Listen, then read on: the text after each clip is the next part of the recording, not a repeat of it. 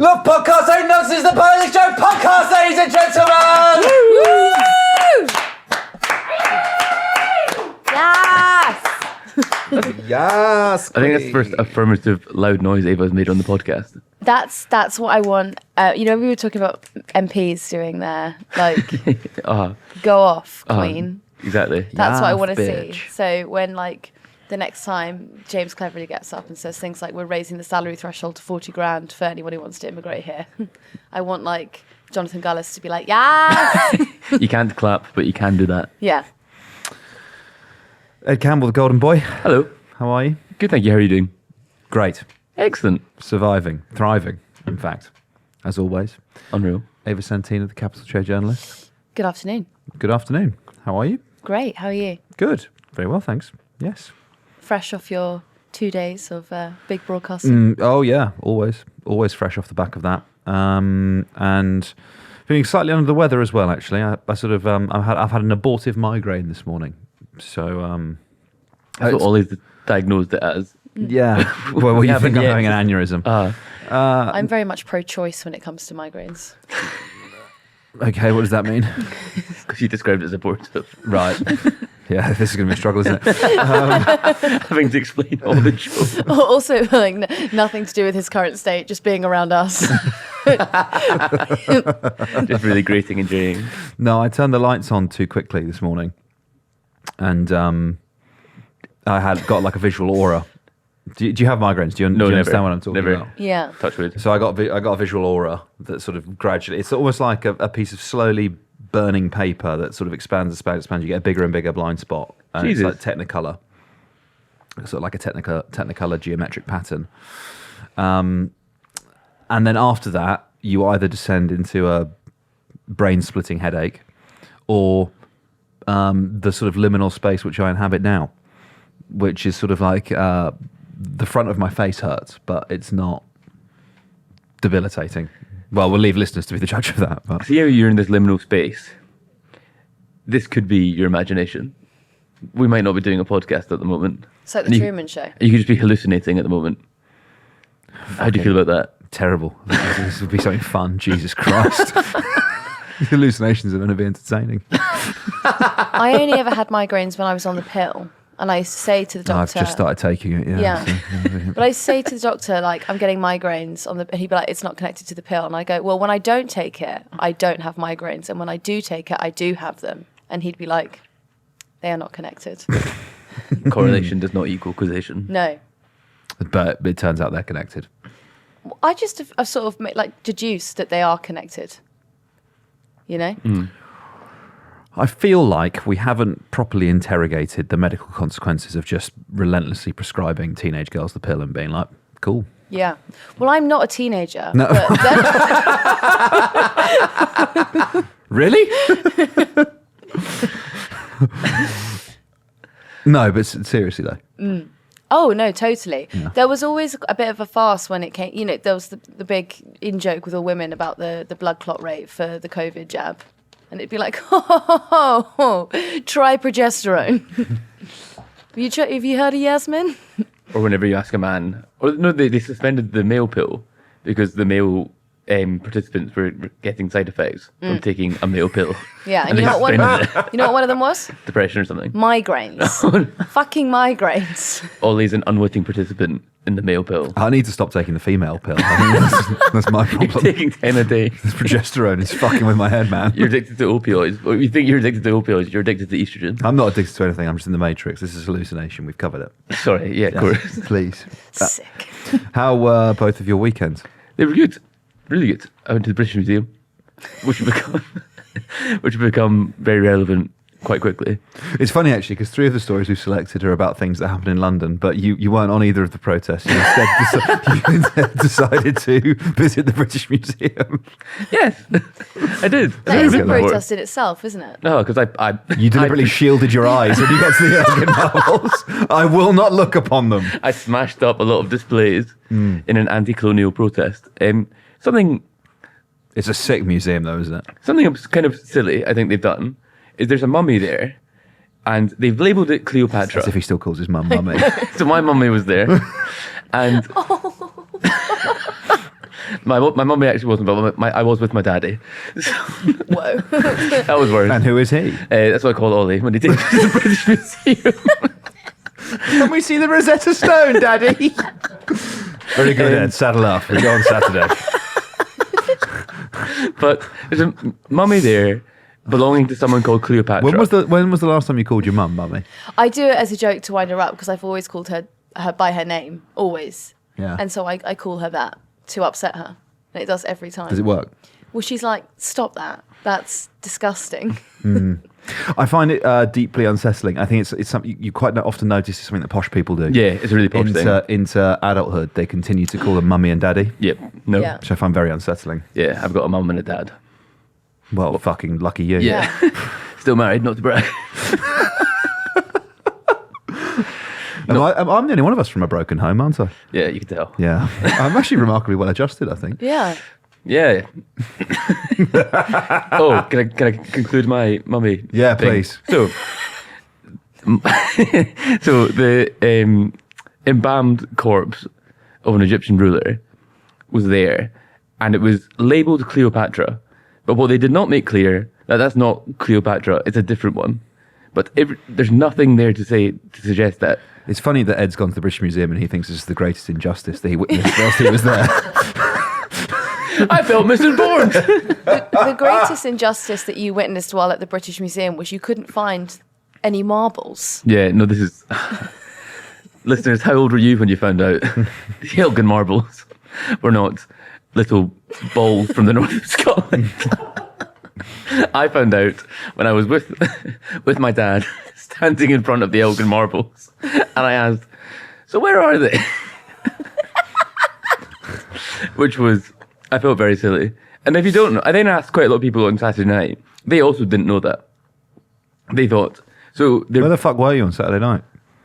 Where was I? With my friends. No, wait, can you actually say where you were? Can you tell me what you told me when you came in this morning? What did I About say? the photo booth. Oh, wow, yeah. I was in Moth Club, which is in East London, and they have a photo booth there. We're like... So I spent £30 in the photo booth. What? Just taking lots of photos with different friends, and then, but it was like, this is on me, guys. Just each time I stumped up for the photos. They're not good. They are. You're going to talk about couple. you can talk about the one I saw? Because I know it was on Close Friends. So Yeah, it was on my close friend's Instagram story. I have a bit which I do. I've done it twice now, where you go into a photo booth. You're out for your friend's birthday, and as a present to them, you and another male friend go into a photo booth and do a topless photo shoot. And it's a Happy good birthday, bit. bro.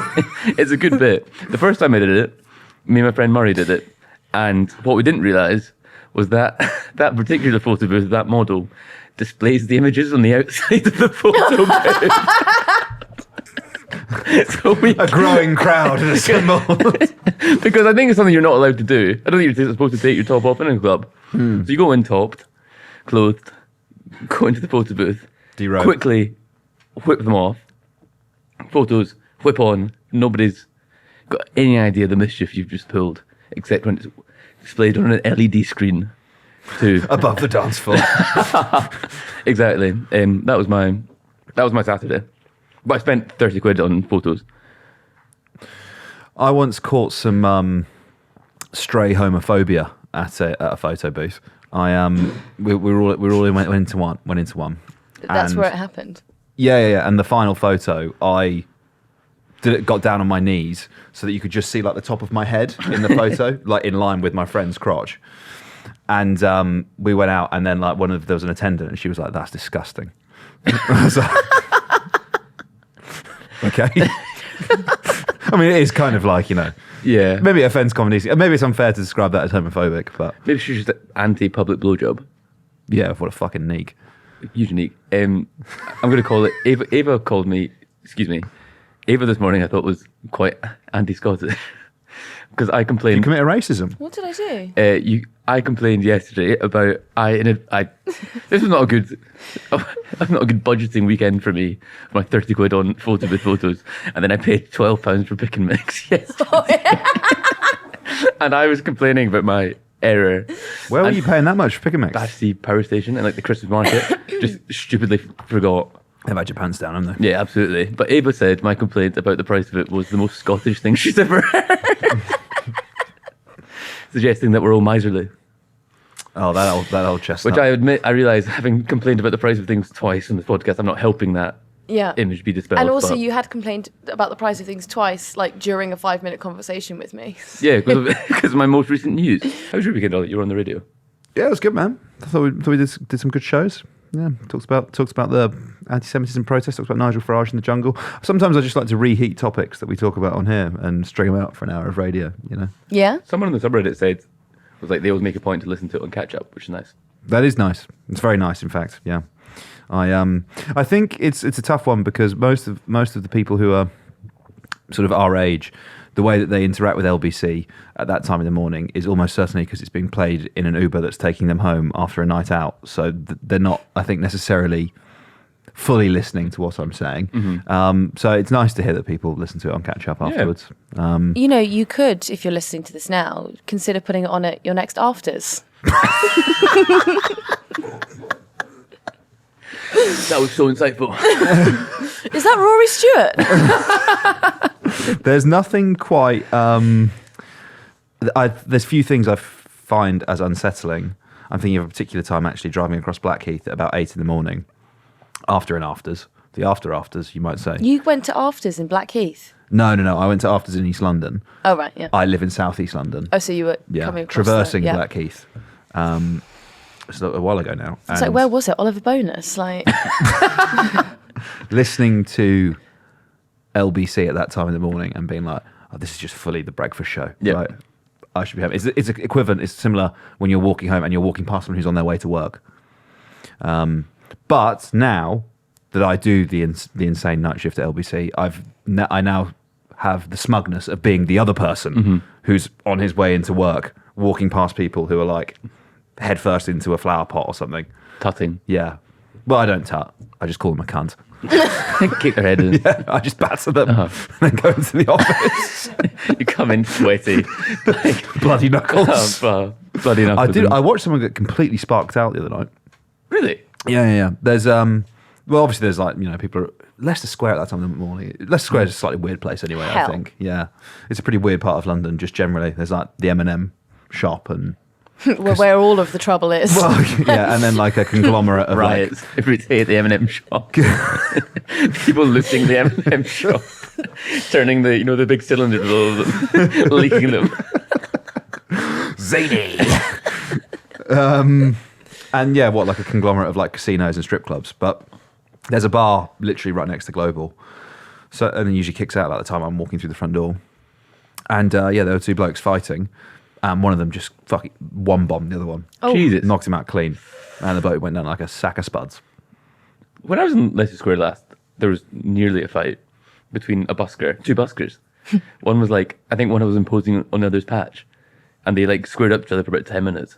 And then nothing happened. It did. Turf wars. Yeah, it did dissipate. But the tension was unmissable. You can look away. Are you familiar with the Burger Bar Boys? I don't think so.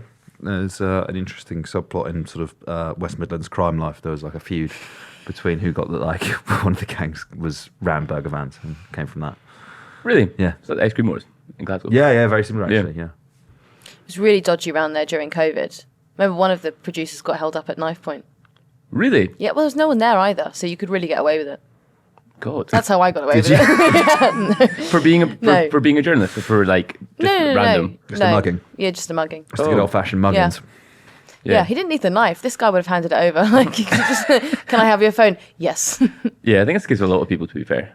No, it was really awful though. Yeah, no, I'm sure it was. Obviously, I'm not making light of it. You know. Sounded like it, to be fair. I remember you telling me about like the TikToks you'd make during that time because it was like, you know, empty London or whatever. I like to think of you TikToking you mugging people at that time at knife point, like peep show style, first person you with like a knife. Auditing Britain, but it's you. I used to park on Leicester Square. How wild is that? Crazy. What, on it? Yeah. In it? Yeah. In the middle of it? Yeah. Like round by the Burger King. Really? Yeah. There was not a soul there. Not a soul. Not traffic wardens, no police? Nothing. No one. And then there were a couple of police as we got to kind of the end of the first lockdown. But you would honestly, I would drive from Stoke Newington to Leicester Square and I wouldn't see a single person. It was crazy. Sling the car in there, no problem. Then the one time I did park it on the road, someone reversed into me and smashed all the side of the car in. Oh no. Yeah. I park outside the police station to try and stop that from happening. Dork. I park outside the police station out of respect for our hardworking police officers. And then got you like a audit big- the police station. And then I audit them, yeah. You go in. Listen, if you've not seen the YouTube channel Auditing Britain, go and have a look. It's great. It's just Amazing. a guy filming policemen and women. excuse me, police officers and council workers. Bizarrely, he reviews his interactions with just the receptionist. He went into a wine shop the other day. Did you watch that one? No, What was his beef with them? He was like, I'm filming here. The guy was like, okay, for what? And then this guy, he was like, oh, I'm just doing an audit on the shop. And he was like, oh, okay. And then he just goes into this long spiel about wine. You can tell the guy behind the camera's like, no. Wanted a fight, Yeah. I don't think you can walk into private property and film in that way. no, I don't think you can either. I think he might be in error then. Well, you can watch Isn't his it. whole thing is that he's within his rights to do what he's doing? Yeah. That's the shtick, right? Yeah, Although he's trying to branch out into new content where he films in places But he's definitely not allowed to He film. was doing it outside of prison, and They get very funny about that. yeah, but as in, I think they were like, this is prison land, and he was like, oh, I thought it was public. They're like, no, the prison owns this, and they're like, I'm going to film. It's like, okay, well, we'd rather you didn't. Yeah, I think he might be in error. It's like, do you want to be inside here, son? Yeah, Like, yeah, we can- or that other guy who just waits for prisoners to come out. Do you know that guy? Yeah. Waits for the release day. Then he's like, oh, how long you been in there for? And they'll be like, 2 months. What did Really? you do? Touched a child. Like, We 50 really, million TikTok views. yeah. we really need to toughen up sentencing if that's a video that you've seen. It's just Suella Braverman's world. We're just living in it. Should we talk about politics? Is this enough? We've been shit talking for quite a Yeah. while. Yeah, Then. that was long. Good though. So a weekend of protests Absolutely. that you decided not to go on. And sorry, so did you. I was working. So was I. Eating a delicious lunch. I made an appearance at both. Did you? Ava, what were you up to this Oh no, do weekend? you know, I actually didn't even want to say that. I was going quietly. You know, What were the vibes like? immaculate. Ew. No, how was it? Seriously. Both very peaceful. I don't think you can compare the two. Well, we're about to, Well- baby. So buckle up. Yeah. Well, then I don't want to shit all over the argument or draw the comparison. I suppose yeah. Saturday's march was a call for a ceasefire, and then Sunday's march was a call against anti-Semitism. It's two very different causes, aren't they? Yes, I saw Zach Goldsmith tweeted a video from the march on the Saturday. I don't know where it was, but there was the street was full of people, flares, and people sort of celebrating and partying type vibe. And he tweeted it with it was something like, "How long is this going to go on for?" Or like, "How this is I don't recognise London," or something like that. It just felt very bizarre. Very, I don't understand. And Ed, seeing as you asked me how my LBC shows were, one of the questions I asked was whether or not people would label Sunday's march a hate march in the way that Saturday's marches have been. And I don't understand, really. Well, maybe I do. Maybe I do know the reason why the marches that are better attended by people from ethnic minorities and of Muslim faith are described as hate marches, and the one with a lot of white people on isn't. But for me, I just sort of get like a warm fuzzy feeling when I see a protest. I'm like, oh, that's nice. Political expression. Political demonstration. Do you want to answer that? I think it's easier. Well, there's bad actors, people engaging in bad faith with these marches, with both marches. As in, you have people. The marches can represent anything to anyone. You can use the marches as a symbol to illustrate any political point. You have people like Tommy Robinson trying to attend the anti-Semitism march on Sunday. I think it's maybe fair to say that he's not doing it out of proud solidarity with the Jewish people. Is he doing it to sanitize his reputation? Is he doing it so that people, well-meaning people can say, oh, Tommy Robinson's not that bad. He was marching against anti-Semitism on Sunday. These things can be all things to all people. Did you see the video he did after he'd been tear gassed? No, Worth a watch. really. Yeah. I think one really big... I've been trying to figure out what I think about this, and I haven't quite figured it out. So maybe we can just workshop this, guys. Let's workshop it live and then publish it. Yeah. Word association. So there was a Hizb ut-Tahrir rally protest outside the Egyptian embassy on Saturday. Right. And that was allowed to go ahead by the Met Police. They were told they had to stay on a certain road, they had to stay in a certain area, and if they were to break out of that area, they would be arrested. But the protest was allowed to go ahead. Now, the reason it was allowed to go ahead is because Hizb ut-Tahrir is not a prescribed organisation, even though 2 prime ministers have tried to tried to ban it. I think the last time, or maybe the first time, was after the 2005 London bombings. Tried to ban it then, they didn't.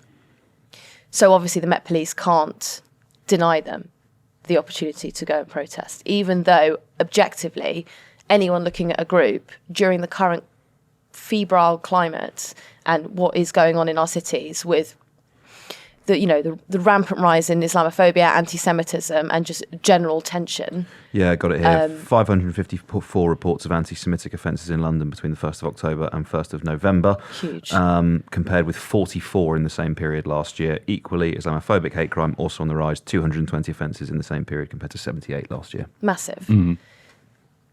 That sort of protest from a group that is calling for, worldwide implementation of Sharia law obviously is a crazy display to have in the UK's capital city. What I don't understand, my conspiracy brain on it goes, is it helpful for a government that perhaps does not like the Palestine protests going ahead but can't stop them to have this very extremist wing of that argument protest and have that protest dominating the headlines and being used as a catch-all for all of the action that went on a Saturday, rather than just having a peaceful ceasefire march? Do you see what I'm saying? I could see how you, joining the dots on that. For what it's worth, I don't think there's that degree of coordination going on, but I totally see that. Because what coordination or that's not quite what I meant, but that is what I said. It's so I can see how you got there. It's politically convenient. Yeah. And I would argue that a group like that, if I was the Prime Minister and I really cared about that sort of language and rhetoric being used, I would work pretty hard and pretty quickly to make them a prescribed organisation, to just eliminate the risk of them destabilising the peace. Rather than just putting out a tweet on Sunday saying things like, isn't it nice to see this force of anti-Semitism? I'd actually probably do something that proved I did care about where language was in the country. Does that make sense? And at the moment, they're like an illustration of the bogeyman that people talk about. They talk about the march as being a Hamas march or whatever, and this group is a real example of the danger that they say the whole march is. That's the point. Yeah. Well, we're not saying that they're directly linked. No, but because we can't. You mentioned Tommy. I think there's a distinction, isn't there, on these two marches, looking at how Tommy was received at the anti-Semitism march. Basically, you have an extremist there, right? You have an extremist who's trying to cotton on to your political cause, and the march's organisers and the community in advance were like, "We don't want you here. Do not come."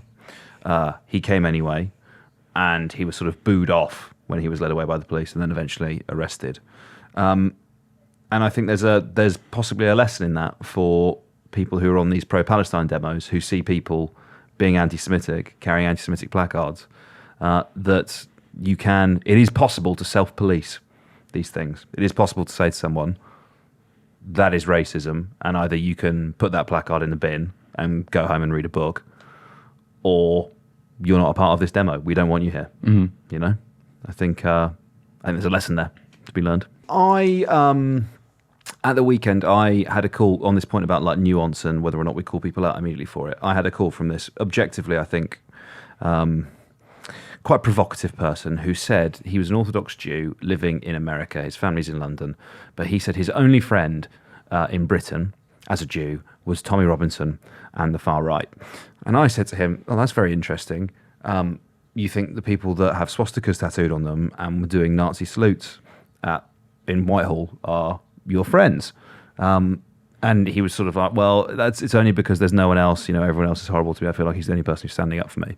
Now, I don't know whether or not the right way to interact with someone around something like that is to sort of admonish them and shout at them and be like, you silly bastard, you're way off here. Because the immediate response I had to him was one of empathy, basically.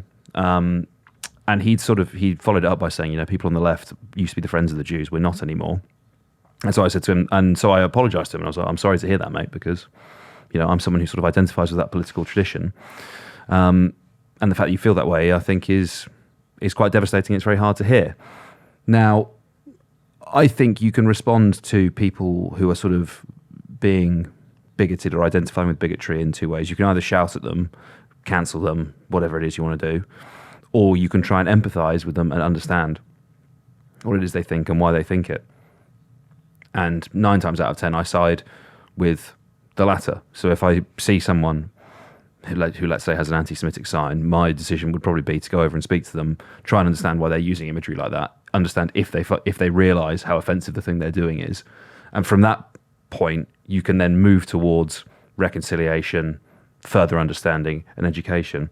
If you start lecturing someone immediately when they tell you something, you destroy the trust with them, you don't build any rapport, and they become defensive and they double down on their views. If you want to try and pull someone out of an extreme belief, you have to but you have to establish at least some mutual understanding, some mutual facts, and work backwards from there. If you just tell someone that they're an extremist and there's no conversation to be had about it, you might feel good about it, but you're not going to make the problem any better. Yeah, I think it's still extending a lot of generosity in a moment to which, say as a Jewish person you saw something extremely anti-Semitic, the emotional response would trump. Even if you completely agree with your point, the emotional response cannot be overstated, I think. I think it'd be having a reaction that's really emotive and angry is also equally understandable. Probably not, it won't change their mind, but I think that's as valid as like the victim of it. I'm somewhere in the middle. Go on. Well, I think. Well, so am I. I thought I was just making the. Yeah. just went devil's advocate. Yeah, I suppose. Well, then we'll leave it there. I agree with you. I think you think about one of our friends who was in the far right for some time, and if he had just been spoken to with the demeaning, often valid is the demeaning and derogatory normal conversation that I suppose people would have with people who are on the far right, then I don't think that he would have ever come out the other side of it. I'm not saying I'm not doing white savior. We need to save these people, but perhaps there is a degree of we should understand why they got there in the first place. Yeah, I think it's very hard to pull people out if you don't understand why they got there in the first place, to be honest. Anything else you guys would like to say about the protests? Boris Johnson was there on the anti-Semitism march. Yeah, a lot of politicians were there on the Sunday, were they not? Yeah, they were. Quite a few of them. I wrote it down on here, sorry. Oh yeah, Boris Johnson, Tom Tugendhat, Immigration Minister Robert Jenrick, and Labour's Peter Kyle. And then a few media personalities as well. Could you argue, this is a bit glib, could you argue that the anti-Semitism march was a hate march because extremists like Boris Johnson were allowed to attend? Okay, well, to make the point, I would also say it wasn't a protest. It was a march for anti-Semitism, right? So in that vein, you're against anti-Semitism. Oh God. Anyway, so when you're on a march against anti-Semitism, you're de facto on a march. You're on an anti-racism march, right? Yeah. So to have someone on there who has previously referred to, not to make the obvious point, but Muslims as letterboxes, the burqa, and pickaninnies With watermelon smiles. You sort of go like, oh, so you do get the racism thing, just not right. Okay, it's just Well, that's what I mean about being extremist, because you could easily make the argument, right? You could, if we're this is what I'm talking about. You can extend the logic. Right, someone on the Palestine march is carrying an anti-Semitic sign with a swastika and a Star of David interconnected. We say that's a hate crime. We say we are arresting you. We say, okay, that's a hate march. You have someone who's called gay people tank top bum boys, and that person's allowed on your march, can we not do the same thing? The logic is the same. I personally find it dishonest. I obviously don't think you can call a hate march because one person there is extreme. Obviously, I'm just sort of pointing out the ludicrousness of the way that we've been talking about these marches over the last couple of weeks. It's also the constant comparison. Yeah, as well. As in you can hold two opinions. Like you're at both.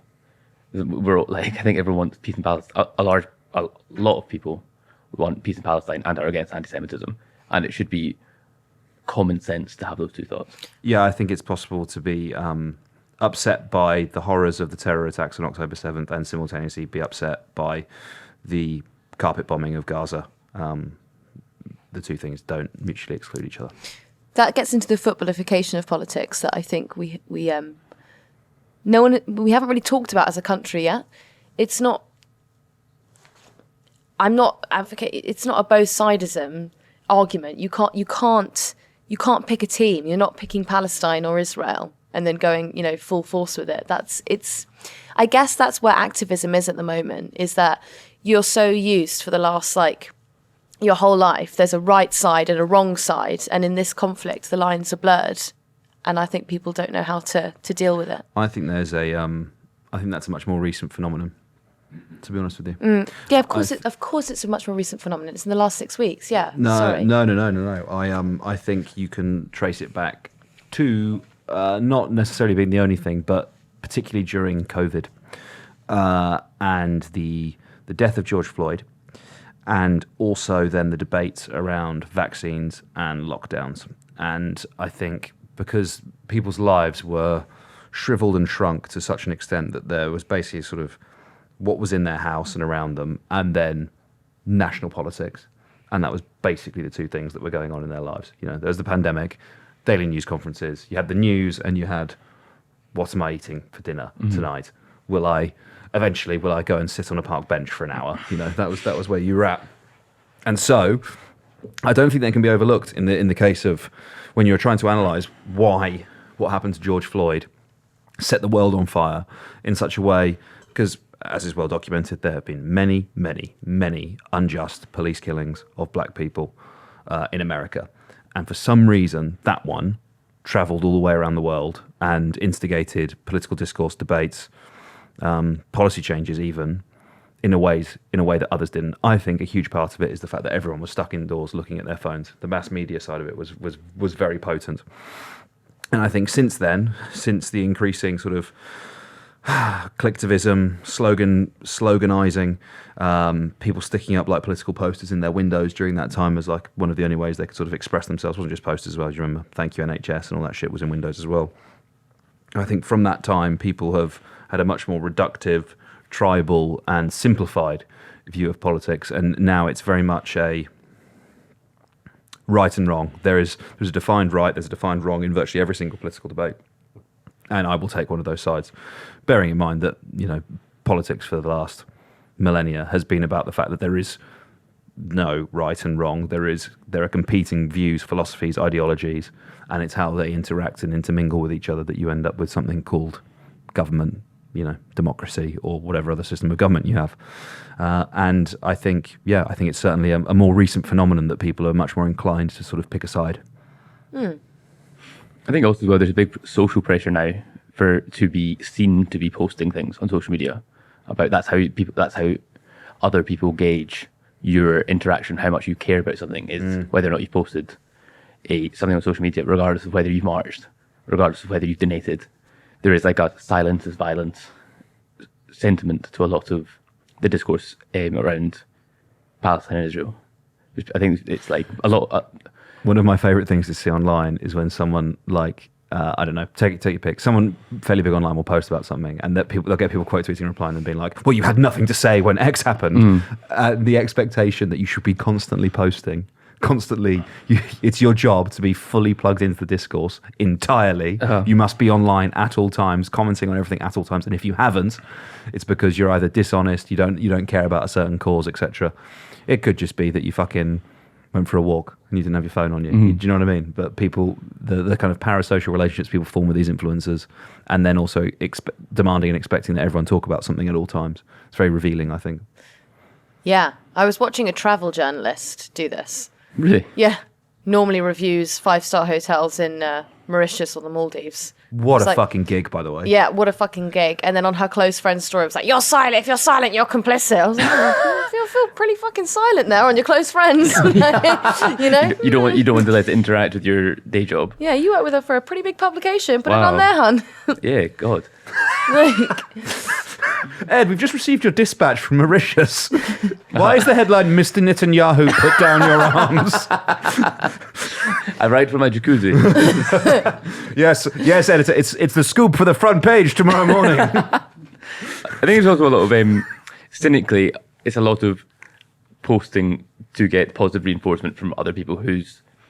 That's basically what everything is these days, isn't it? Yeah, I suppose, but you're not going to change anyone's mind. I don't think people will read an Instagram graphic and change their mind, is my point. I'm not entirely in agreement with you. Really? I do think that there's you can have peer pressure to make you pay attention, right? If you can't avoid it, then you are going to start looking at it. But I think you can... And if only we could start doing this with housing. but I think in this instance where it's so tensions are so severe and so inflamed, I've heard of people unfollowing very vocally pro-Palestine people because they disagree. So I think in the instance of Instagram stories, I think you can remove yourself from that. You can stop seeing them quite easily by not interacting with the accounts. It's like a choice to see what accounts you interact with. Yeah. I think it just depends, doesn't it? Like, I don't think you should be getting your view on Israel-Palestine from Gal Gadot, you know? Like, I don't think she's a fucking authority on this. Do you know what I mean? I don't think you should get your politics from Matty Healy. Like, I think you should try reading a book. I think you should try listening to the PoliticsJOE Pubcast. I think there are... Ours is the only Instagram channel you're allowed to learn from. But you know, if you're someone who, I don't know, the way the algorithms work, you're probably exposed to Bella Hadid's timeline a lot, her social media Let me tell you, presence sister, often. am I exposed to Bella Hadid's timeline? But you probably are, because she's got such a huge platform and the algorithm will serve you her content. You might go, oh, why is the supermodel talking about the conflict? Maybe I should read about what the conflict is. I'm not saying just read what she has to say about it, but it is a good way to push you on. Look, obviously it can increase awareness, and that's a huge part of things. I don't think the way that celebrity works now, where people idolize individuals and buy into people like individuals and follow them for that reason. So I don't know, take your bloody pick. But let's just say it's Bella Hadid for the sake of argument. The people who see what she has to post and are fans of hers aren't just going, oh, that's interesting. I wasn't aware about that issue. I'm going to go and learn about it. That's not. They read it and go, well, that's what she thinks, so that's what I think. Yeah. Or they read the headline and don't read any further. That's why I've been getting away with that for long enough. Well, it's journalism. No, if you write a caption on Instagram that's more than 2 paragraphs, I ain't fucking reading that shit. Full stop. No? No. It depends. Ollie can't read. That's the main Yeah, reason. I imposed that 2 paragraph distinction to make it sound like there was a reason for it. It's actually because I can't read anything. You're looking for a big colourful picture. Yes, exactly. That's why I like Instagram. It's my medium. It's good. Do you think there's also perhaps maybe a contempt for a contempt for young people who are going on the marches by perhaps senior figures, not just in our government, but in society, who think that young people, do exactly what we've just said they do on this podcast, which is regurgitate whatever their favourite celebrity has to say. And so perhaps, like sometimes you're on panels with people and you'll be like, the other person will be like, yeah, but those people on the march don't even know what they're marching for. And it's like, I think that they do understand that, the Gaza Strip was 80% aid reliant before the attacks on October 7th and now is 100% aid reliant, and people are dying of starvation and, drought and God knows what else. People can understand that and have a humanitarian response to that, which is, I would like to go and march and make sure that they get some kind of aid. Mm-hmm. But there is perhaps a subsect of people who are in power who don't think that people our age can understand that, or anyone under 35, actually. Right. I suppose people in power, everything they broadly stand for, younger people are broadly against. Yeah, they- and that's Yeah. it. It's charity for yourself and your boys, and none for your enemies. Which just sounds like a slightly obscure thing to say, but like you should extend the good faith to your opponents that they're arguing from a sincere place, not just because you think they're like some kind of horrible cunt. And that's why Stephen Yaxley Lennon will be on this podcast next week. I reckon we'd be able to get him on. Would you want to do that? It's a live button issue, isn't it? We've Should we decide now? we've given him a right to reply in that doc we made about him. Yeah. As is his right and as journalists. I think it's a different thing, isn't it? To have someone on for fucking an hour or something. That's what Andrew Callaghan of Channel 5 said when he did like an hour-long interview with Alex Jones. He said because he's been criticised for platforming Alex Jones, and he said, what benefit does Alex Jones have from coming on? Alex Jones is massive. Like, he's put himself up for a critique, and I actually think he did it quite well, as he spoke to the lawyer for Sandy Hook, the families of the children who were killed at Sandy Hook. He spoke to their lawyer. It was like quite a well done piece of documentary journalism, but he was potentially someone who did not know who Alex Jones was then turned on to his mad ideas. There's That's a big what benefit. it is, isn't it? Yeah. But Tommy Robinson is so No, but famous it's and the influential already. legitimising Yeah. their ideas, right? Or legitimising that they're important enough to be on the news. That's the question. Because you go, well, that they obviously have such a seismic shift that they need to be. I mean, if Alex Jones was being interviewed by the BBC, you would question that, wouldn't you? I don't think you would. Would you not? I think his presence is already legitimised. He's so massive. Now that I've said it, I totally disagree with what you just said. Actually, yeah, I would actually quite like to see him questioned. I think there is merits to interviewing these people and to interrogate their I ideas. think it depends totally on the context, right? Like, if they were to broadcast an hour-long speech by him, Or Desert Island Discs. that would probably be a problem. What do you think Alex Jones's Desert Island Discs are? I reckon it's going to be like It'll be like ZZ Top and shit. Hugh Lewis, Yeah? something like that. Ska, lots of ska. You think? No, What Ska. kind of ska? yeah. What did you say? Scar. Ska. Is that a Scottishism or is that an Edism? I think it's how I pronounce that. What ska? Like UB40's Red Wine? Or Something like like what? that. Really into that. Are you annoyed I don't pronounce No, the word? no. It's like the You American. can say what you like, mate. It's a free country. It's like the American. You know, Americans. Ever heard of the Acts of Union? I've got it tattooed on my back. You know, Americans say aunt or like my aunt. I think he's saying aunt. Yeah. But, so Your impression of an English person is bad. no, Yeah. I wasn't doing an impression of an English Americans say person. aunt. Yeah. No, but they also go aunt. Aunt. My aunt, and I have to think about doing that sound. That's not My aunt. an easy phonic for me to make. Aunt. Yeah. It's kind of the same. Aunt. It's like no, it's like This is fascinating. It is. listening Do it now. again. Say it again. Have I told you the llama pajama farmer thing? Yes. Have I done that on the podcast? I don't think you have, so. At university, an English person organised a social for something that was like, and it was llama, pajama, farmer. And those three words rhyme in an English accent. And Llama, pajama, farmer. so llama, pajama, farmer. It's because you lot don't pronounce your R's. It was a, what was it, like a pubcast question or something? Like what's the three things or some shit? No, it was the theme of the social was come dressed as one of these things. Right. And they were chosen because they rhyme. As a llama, a farmer, or what? Or In your in your pyjamas, I pajamas. guess.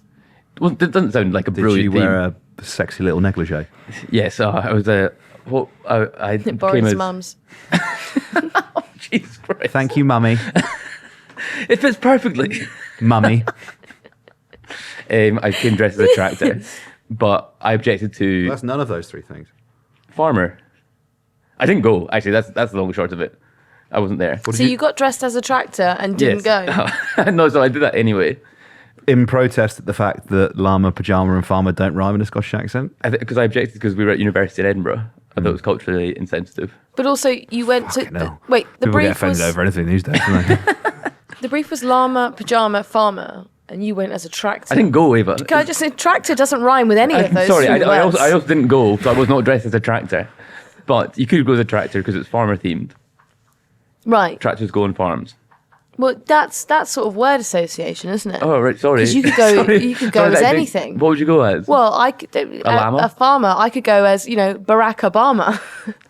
Does that rhyme better than farmer? Llama, pajama, Obama. Yeah, that'd be way better. Say Obama in a... No, wait, sorry. You were suggesting they'd organise a social where people dressed as Barack Obama. Yeah. There is a ripe cancellation coming Yeah. for Oh, that sorry. university society. I did not. Justin sorry. Trudeau is all over it. Strict no blackface rule. Strict no Ed blackface. called into the SU as social secretary. So what was it you calling half your society blacked up in the SU on Wednesday? And what part of organising an Obama-themed dress code didn't make you realise that was a possibility that might happen? No, all the Farmer white doesn't rhyme, Mr. SU president. all the white people went as Biden, and it was the same outfit. That was it. Yeah. That was it. I think that's a really good way to go as the first black president. To go as a Goes white Clinton. man. Goes Clinton. Clinton. Yeah, first black president. I'd go as Monica Lewinsky's gown. Hey, that's so powerful. Was that the thing with the cum stain on it? Yes. Good grief. You said that willingly. Why'd you do this to yourself? That was vile. Should Should I we take that out? possibly?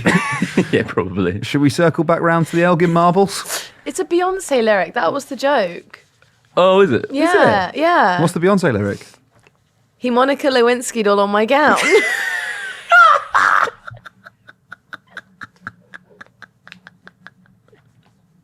That's vile. Sorry.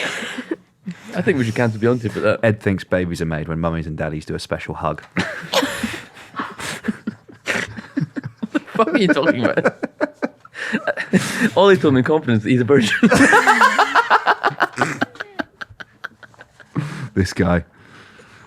This guy.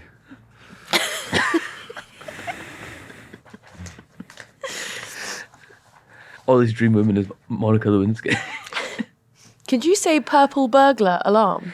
No, I won't. Why? I'm not performing monkey. Has someone asked you to do that before? Yeah, quite a lot. Why? Because purple burglar alarm. Because I think it's very R-heavy words that English people don't say. Can you tell me more about like racism that English people have visited on you? People do impressions of me quite a lot, which is quite. I think I mainly objected to it when I was in Edinburgh Right. because I was like, This is my home country. Yeah, get you it. come to my house. and you're just mocking me. But then But were they doing your accent or were they just doing you? Because my accent. Well, I suppose Right. They're inextricable. But what would be different about an impression of me versus an impression of well, my I don't know. accent? See, I would do an impression of you. Like, if I go and like spend £30 at a photo booth, am I being anti-Scottish or am I being? It's only if you get topless in the photo booth that you're being I anti-Scottish. think everybody this weekend, the photo booth industry is on its knees. So you need to go out and spend. He'd know all about that. You don't need to give your friend a blowjob and take photos in the I photo didn't booth. actually suck his dick. Can you show us the documentary evidence of that? There is. His That's the- trousers that's are the done smoking- up. that's the- Oh no, the actually they're smoking not. gun. He did undo his trousers. Yeah. That's the smoking gun. Is the image. Only them will we know. Is this still a Lewinsky thing? Was that a smoking? No, it's an OJ thing. What's the smoking gun I thing? think just a reference to Yeah. a piece of evidence. The glove was OJ.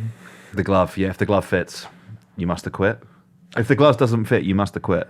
I don't know the slogan. That was the Why are you closing. looking It was at the me? closing remark in the lawyer's How do we summation. feel about OJ? Great guy. Think so? No. Okay, good. I'm glad you said that. Is that like the new thing we have to declare every time we? Yeah. we Next speak? time you tweet, I will reply. By the way, I think OJ is a terrible man. Missed your tweets about OJ actually, Ava. Imagine. Had nothing to say then, did you? Imagine Twitter during OJ. That would have been. Oh. I actually think would it'd probably be pretty good. It would have so been good. unbelievable. Tweeting the car chase. I will say this: I think Twitter's got better. I think they're refining it. I think it's Do you think so? I think it's less of a bomb site in like the first. He's been in charge for a year now, hasn't he? Yeah. Do you remember initially when it was just literally like Ukrainians and Russians blowing each other up? I never got And them. then like terrible boomer memes. I didn't really get them. People always complain about like the gore they see on Twitter. I've Yeah. not seen a single bit of gore. No. No, I must have like safe search on Yeah. filters. What do you see on your Twitter? Bad. Porn. Lots of porn. Yeah, sorry, I'm on the porn stream. I'm on porn Twitter. I search for porn in the search bar. Tweet it. Just tweet the word porn. If anyone sees any porn, can you tag me? Looking to clean this up. I feel like I feel like I like someone's tweet, and then I get served now like 10 of their tweets. Yeah, And so they're then like, I'm, oh, like, you love compulsive. this guy. Yeah, and so then it looks like I'm being really obsessive, and I have to actively not like something if I think it's funny, because I'm like, this is going to look a lot. But it's the algorithm. I can't help it. I'm being served your good content. There's nothing wrong with liking a few tweets. I think that we should do a version of that. These days, podcast. you like a couple of tweets, you get thrown in jail. Just saying your English, liking some tweets. And we should do a version of that podcast where it's like, with Marina and Gemma who do the trawl and they go through Twitter. But I think we should do like it after dark. So we just read out what we like on our timelines. It's like totally unsuitable. It's Me, OJ content. You, porn. Yep. Ed like giving a verbal description of the video he's watching. Me plugged in with a VR headset. Plugged in deep into the Matrix. What's on your timeline? I'm trying to think. I like some really heinous shit though, and like it always comes up to people like Ava Santina has like this, and it's always like the maddest tweets. Like, and people keep saying to me like, You know you're just- fully in control of it, yeah? Yeah, they're like, you don't need to like that. You could just bookmark that, or you could just be quiet about it. And I'm like, no, You're not a coward. no. There's some. That's quite an honest way of using Twitter that I don't think a lot of people do.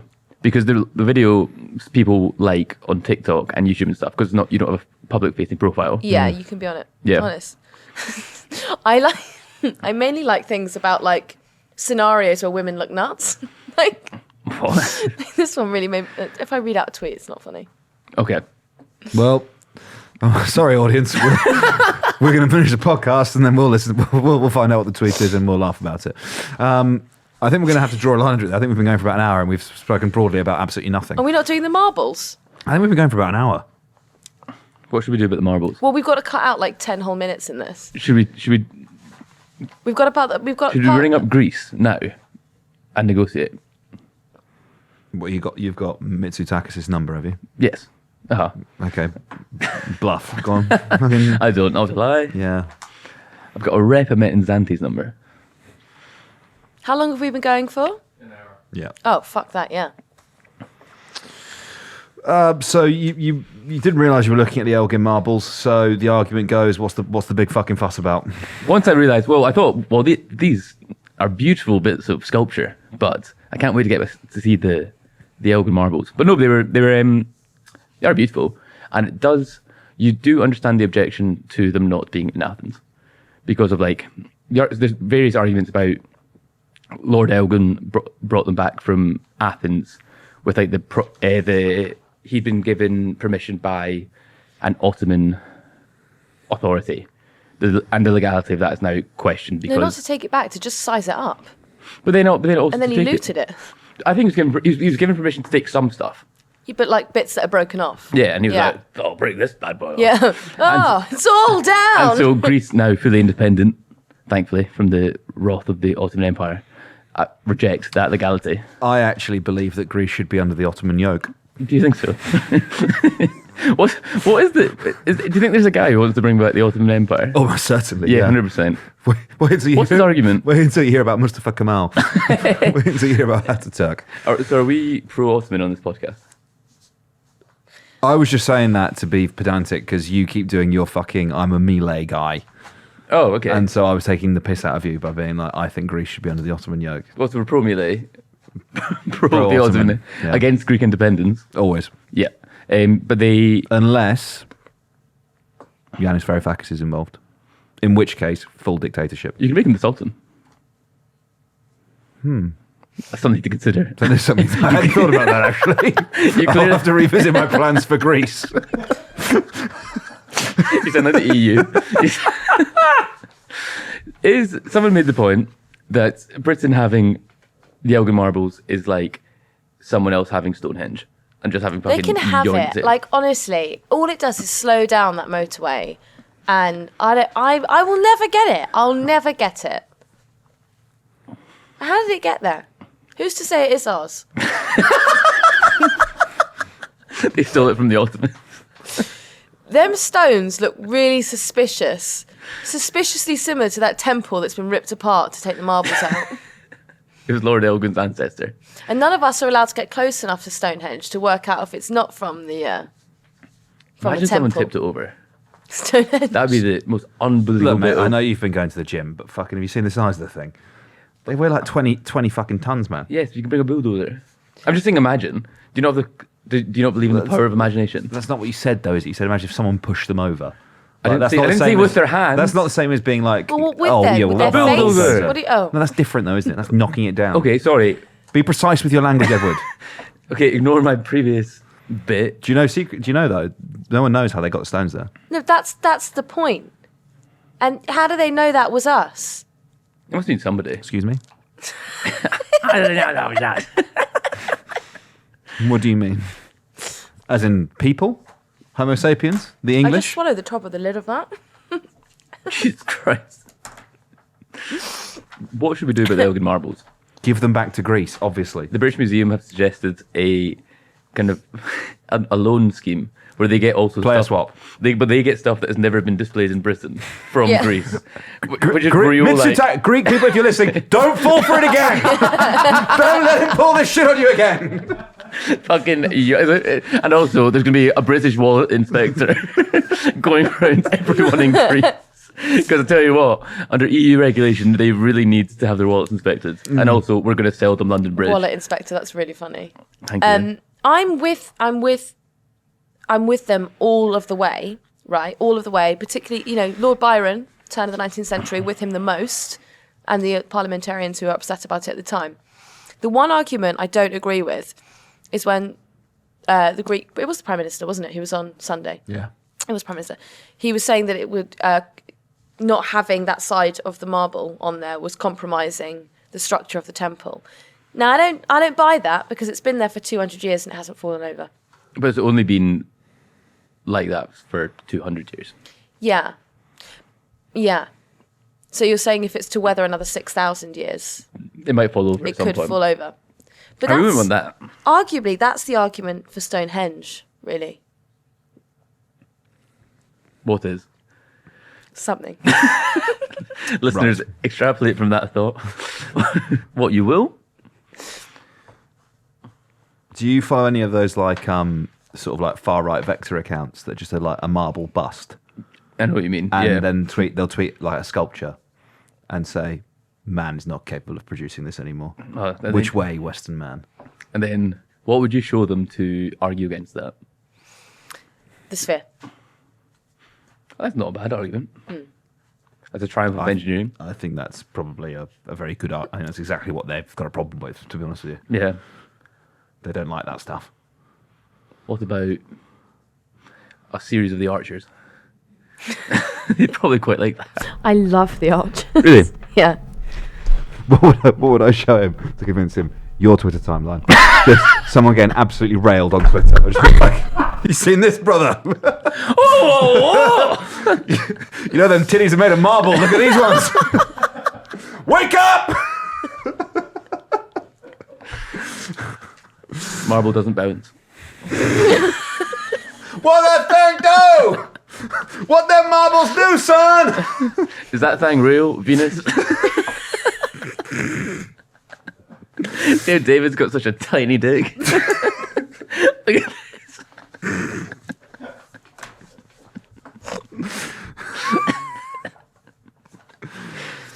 Good This Lord. woman has a head. Yeah, the one he really likes is with the. It looks as if it's a person underneath silk. You can see you see the silk Oh, and the person's that's face cool. underneath. It's very impressive, and they like to tweet it with, "How is this possible? Make this now." The one in Pride and Prejudice.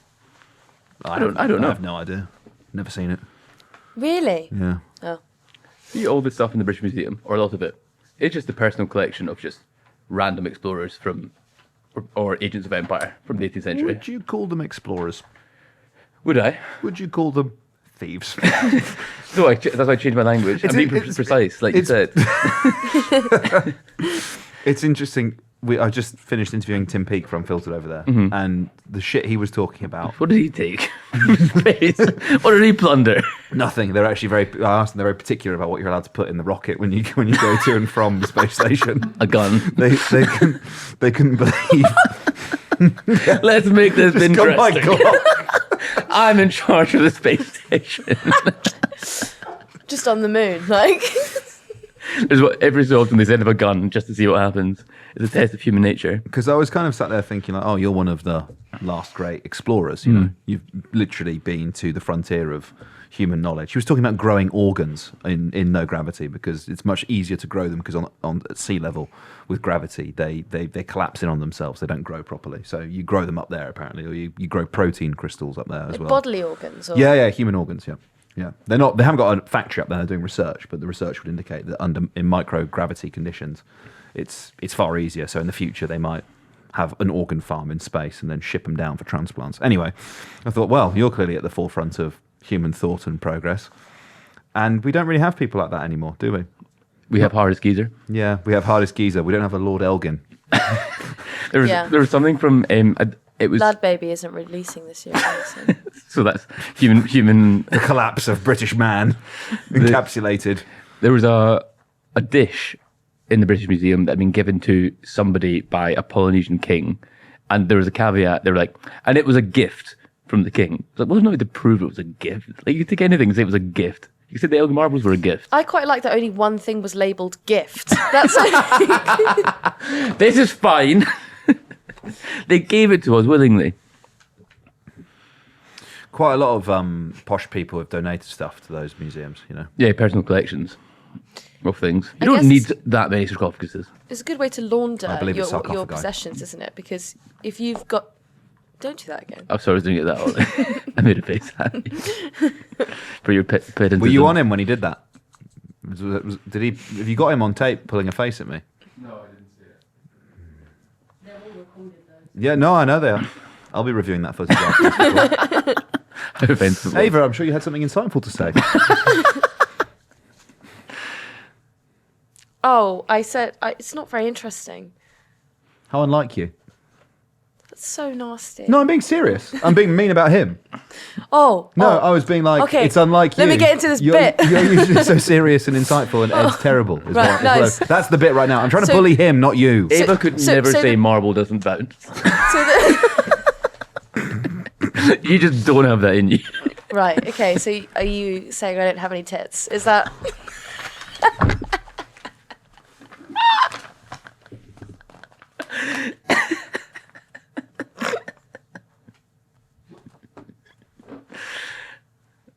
That's not what I'm saying. So you're saying I do?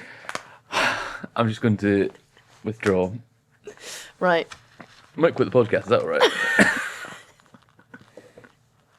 We're so close to episode 100. We had to bring up Venus's tits and ruin it all. What should we do for the end of the year? It'll probably fall quite well. The 100th episode will be in a week or two's time. I Oh, think. is that the end of your special then? Well, I don't know if. Yeah, you could call it an end of year special. It'll be Well, as early we- December. Oh, yes, November, isn't it? Yeah. Excuse me. But we So should do a... I think that'll be sort of a 3-hour long session. Are we caning it? Is that what we're doing? I think we will be caning. We're it. taking cocaine on the podcast. Hey, look, Patreon only. The patrons get to decide what we take before... Stop upvoting meth. No, Ollie, you need to stop taking so many pills. Cool. This may be the last time you see the three of us together.